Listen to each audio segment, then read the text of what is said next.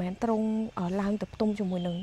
នាគដែលជាស្រីស្អាតអីទេមិនមែនជំរាបសួរពុកម៉ែបងប្អូនអរគ្នាឥឡូវហ្នឹងគឺខ្ញុំកំពុងតែនៅក្នុងរាជវាំងចុងក្រោយគេបងអស់នៃសម័យអង្គររបស់យើងណាបងប្អូនមួយចំនួនប្រហែលជាអាចធ្លាប់ឮពាក្យហ្នឹងហើយក៏ប៉ុន្តែខ្ញុំមិនបានជូនពុកម៉ែបងប្អូនមកមើលប្លង់រាជវាំងនៅក្នុងហ្នឹងទេគឺខ្ញុំនឹងជូនពុកម៉ែបងប្អូនមកទស្សនាប្រាសាទមួយដែលមានទីតាំងនៅក្នុងរាជវាំងហ្នឹង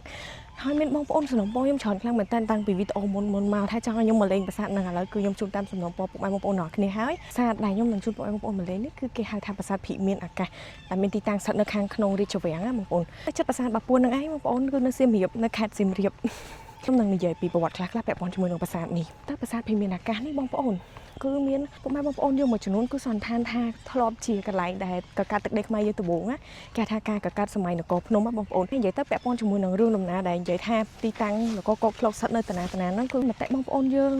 ខុសគ្នាច្រើនខ្លាំងមែនតើខេត្តសៀមរាបនេះដោយសារតែការពីមួយរយៈមុនគឺគេធ្លាប់ធ្វើកំណាយឃើញដើមធ្លកនៅចិត្តប្រាសាទភិមានអាកាសហ្នឹងបងប្អូនចឹងទៅបានជាមានបងប្អូនយើងសន្និដ្ឋានថាកោកធ្លុកគឺមានទីតាំងស្ថិតនៅខេត្តសៀមរាបនៅកន្លែងប្រាសាទភិមានអាកាសហ្នឹងណាបងប្អូនពួកប្រាសាទភិមានអាកាសនេះផងដែរគឺមានឯកសារខ្លះគឺនិយាយថាកសាងឡើងនៅក្នុងរបស់ព្រះបាទសូរ្យវរ្ម័នទី1គឺចន្លោះពីឆ្នាំ1002ដល់1050នៃគ្រិស្តសករាជបងប្អូនក៏ប៉ុន្តែក៏មានឯកសារមួយចំនួនទៀតគឺនិយាយថាប្រាសាទនេះគឺកសាងឡើងដំបូងឡើយដោយស្ដេចមួយអង្គដែលទ្រង់មានព្រះនាមថាជ័យវរវរ្ម័នហើយបន្ទាប់ពីក្រោយមកទេដែលព្រះបាទសូរ្យវរ្ម័នទី1នេះទ្រង់បានធ្វើការផ្ដួលរលំរបបស្ដេចចាស់ចឹងទៅធ្វើការដណ្ដើមរាជពីព្រះបាទជ័យវរវរ្ម័ននឹងហើយឡើងសោយរាជខ្លួនឯងទៅទើបទ្រង់ចាប់ផ្ដើមថាជួសជុលប្រាសាទនេះឡើងដោយមានបន្ថែមសិលាចារឹកនៅខាងក្នុងប្រាសាទហ្នឹងណាដែលសិលាចារឹកនៅក្នុងប្រាសាទហ្នឹងគឺនិយាយអំពី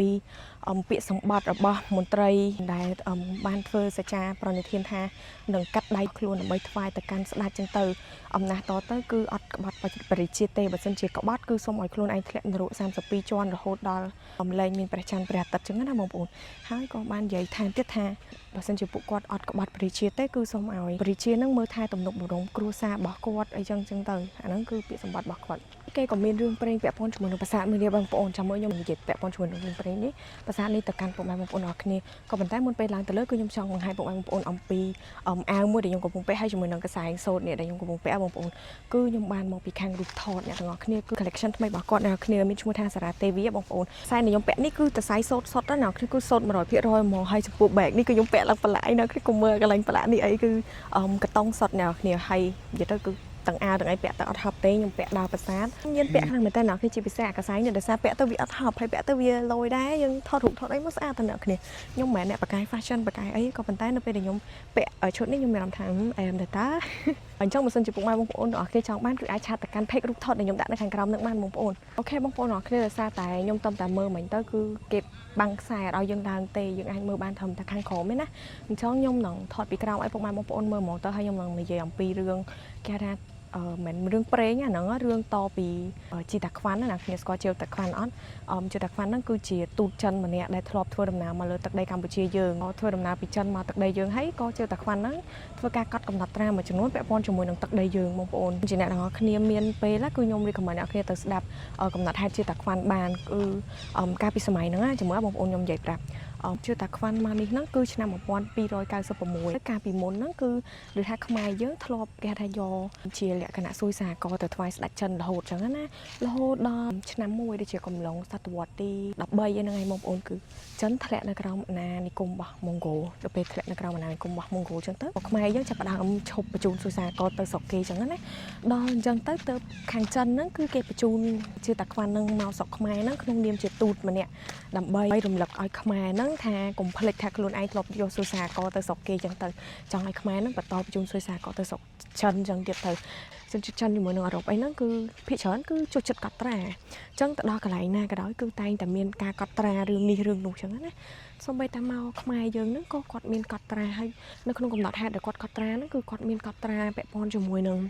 ងមនុស្សខ្មែរហ្នឹងថាសបល់មិនស្លៀកពាក់មិនអីណាគ្នាធានាអាចចូលទៅ check មើលវីដេអូក្នុង YouTube អីគឺគេមាននិយាយពាក់ព័ន្ធជាមួយនឹងកំណត់ហេតុជាតាខ្វាន់ណាបងប្អូនខ្ញុំអត់ចង់និយាយក្នុងវីដេអូនេះដោយសារវាវែងពេកក្រែងបងប្អូនមើលទៅឃើញវីដេអូខ្ញុំវែងខ្ជិលមើលហើយនៅក្នុងកំណត់ហេតុដែលគាត់កត់ហ្នឹងគឺមាននិយាយពាក់ព័ន្ធជាមួយនឹងប្រាសាទភិមានអាកាសនេះបងប្អូនគាត់ហៅថាជាប្រាសាទមាសគាត់ទៅសេនៅក្នុងកំណត់ហេតុគាត់ហ្នឹងថាគាត់ឮគេនិយាយថាឬក៏គេប្រាប់គាត់ចឹងទៅគេប្រាប់គាត់ថាលើប្រាសាទភិមានអាកាសនេះគឺមាននាគក្បាល9ដែលជារៀងរាល់យប់មុនពេលដែលព្រះរាជាត្រូវយាងទៅផ្ទុំជាមួយនឹងព្រះអគ្គមហាសេរីឬក៏ពនាងផ្សេងគឺត្រូវតែឡើងទៅផ្ទុំជាមួយនឹង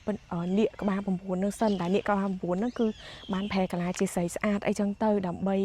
ពង្វក់ព្រះអង្គមិនចឹងណាបងប្អូនគឺគាត់ទៅសេនៅក្នុងកំណត់ហេតុរបស់គាត់ថាអញ្ចឹង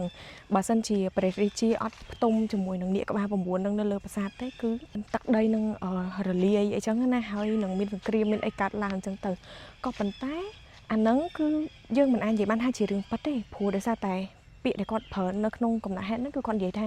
គេប្រាប់គាត់អញ្ចឹងណាអញ្ចឹងមិនឲ្យគាត់ឮពីគេមិនមែនជារឿងដែលគាត់ឃើញផ្ទាល់ទេគឺគាត់ឮតពីអ្នកស្រុកអ្នកភូមិនៅនឹងអញ្ចឹងទៅតែបើយើងគិតទៅរឿងហ្នឹងគឺវាមិនអាចជាការពិតទេបងប្អូនក៏មានពុកម៉ែបងប្អូនខ្លះទៀតគឺគាត់មានទស្សនៈផ្សេងទៀតដែលគាត់និយាយថាតាមពិតទៅបើនិយាយពាក់ព័ន្ធជាមួយនឹងប្រវត្តិខ្មែរយើងពីដើមឡើយហ្មងគឺយើងគ្រប់ទៅលើសត្វនាគគេថាសត្វនាគគឺជាពូជអម្បូររបស់ខ្មែរអញ្ចឹងណាហើយនៅលើប្រាសាទនេះនៅលើប្រាសាទព្រមានអាកាសនេះមិនមាននាគក្បាល9ខ្លែងខ្លួនជាស្រីស្អាតអីទេគ្រាន់តែជារូបចម្លាក់នាគមួយដែលព្រះអង្គជារៀងរាល់យប់គឺទ្រង់ឡើងទៅលើប្រាសាទហ្នឹងគឺដើម្បីថ្វាយបង្គំនាគក្បាល9ហ្នឹងរូបចម្លាក់នាគក្បាល9ហ្នឹងដើម្បីសុំសេចក្តីសុខសុំឲ្យនាគក្បាល9ហ្នឹងជួយថែរក្សាទឹកដីខ្មែរថែរក្សាប្រជាជនអីចឹងទៅឲ្យបានសុខក្សេមក្សាមមិនមែនទ្រង់ឡើងទៅផ្ទុំជាមួយនឹងនាគដែលជាស្រីស្អាតអីទេបងប្អូនយើងស្ដាប់ហើយគឺយើងអាចយកទៅពិចារណាឡើងវិញដោយខ្លួនឯងគឺខ្ញុំអត់និយាយថារឿងណាមួយប៉ិតរឿងណាមួយคล้ายៗទេព្រោះអញ្ចឹងបងប្អូនដោយសារតែប្រវត្តិសាស្ត្រពាក់ព័ន្ធជាមួយនឹងរាជវាំងនៅទីនេះពាក់ព័ន្ធជាមួយប្រាសាទនៅទីនេះគឺយូរឆ្នាំហើយបងប្អូនតាំងពីឆ្នាំ1002ហើយឥឡូវនេះគឺឆ្នាំ2025អញ្ចឹងវាចូលមកសហសវត្សរ៍ហើយទៅបងប្អូនឯកសារប្រវត្តិសាស្ត្រយើងពេលខ្លះយើងអត់អាចដឹង100%ហ្មងទេថាឯកសារហ្នឹងគឺជាឯកសារដែលអាចពិត100%ឬក៏មិនចឹងបងប្អូនព្រោះដោយសារតែពេលខ្លះរឿងរ៉ាវវាច្រើនសម័យកាលអញ្ចឹងការកត់ចំណាំឬក៏ការដឹងតគ្នាហ្នឹងក៏វាចេះតែកាត់បន្ថយអញ្ចឹងណាយើងមិនអាចប្រកាសចិត្តហ្មងទេថាមួយណាឯកសារមួយណាពិតឯកសារមួយណាคล้ายក៏ប៉ុន្តែយើងអាចសំយោគចូលគ្នាហើយយើងអាចយកឯកសាររួមយកមកវិភាគបានអញ្ចឹងណាបងប្អូនដូចពាក់ព័ន្ធជាមួយសម័យចេនឡាអញ្ចឹងគឺអត់ទាន់មានការវែកញែកច្បាស់លាស់ទេថាមិនអ្នកខ្លះថាចេនឡាបែកបាក់អ្នកខ្លះថាចេនឡាអត់បែកបាក់អញ្ចឹងទៅបងប្អូនយើងខ្លះគាត់ខមមិនក្នុងវីដេអូខ្ញុំថាចង់ឲ្យខ្ញុំថតជាមួយនឹងបងកោប្រាក់បើសិនជាខ្ញុំមានឱកាសខ្ញុំនឹងថតជាមួយគាត់អ្នកនរគ្នាយីគាត់ idol ខ្ញុំដែរតើខ្ញុំ fan គាត់ដែរតើខ្ញុំមានឱកាសទៅលេង Azip អីមើលខ្ញុំតាក់តងសុំគាត់ថតជាមួយតែគាត់អត់ស្គាល់ខ្ញុំទេអ្នកនរគ្នាគាត់ស្គាល់ខ្ញុំខ្ញុំស្គាល់គាត់តែគាត់ស្គាល់ខ្ញុំទេដោយសារតែប្រាសាទនេះគឺខ្ញុំមិនដឹងមិនដែរគេឲ្យឡើងបើពីមុនគេឲ្យឡើងអញ្ចឹងទៅទើបខ្ញុំមិនអាចឡើងទៅថតឲ្យបងប្អូនមើលនៅខាងលើបានទេព្រោះដោយសារតែគេឲ្យយើងឡើងអញ្ចឹងណាខ្ញុំអត់មានអីនិយាយទៀតទេបងប្អូនអរគ្នាខ្ញុំសង្ឃឹមថាអ្នកទាំងអស់គ្នានឹងជួយចុចវីដេអូមួយនោះព្រោះដោយសារឥឡូវមូខាំខ្ញុំខ្លាំងមែនតើអញ្ចឹងចាំជួបគ្នានៅក្នុងវីដេអូក្រោយបាយបាយ